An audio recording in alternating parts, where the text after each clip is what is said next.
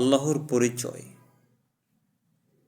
আল্লাহ বলেছেন, কুল হু আল্লাহু আহাদ, বলুন তিনি আল্লাহ একক। একক মানে এক, এর বিপরীত আছে দুই, কিন্তু একক এমন একটি সংখ্যা যার কোনো বিপরীত নেই।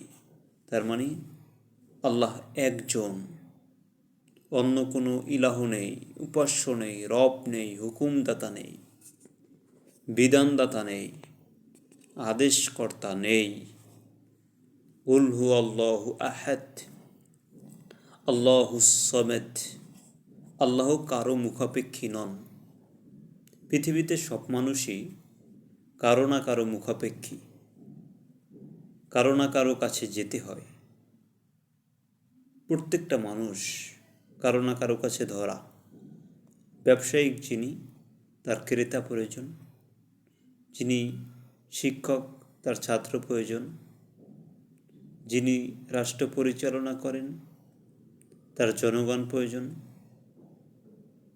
প্রত্যেকটা মানুষই, প্রত্যেকটা কিছুই কারো না কারো কাছে মুখাপেক্ষী, কিন্তু আল্লাহ তাআলা কারো কাছে মুখাপেক্ষী নন। তিনি কারো কাছে মুখাপেক্ষী নন। লাম ইয়ালিদ ওয়া লাম ইউলাদ, তাকে কেউ জন্ম দেননি, তিনিও কাউকে জন্ম দেননি।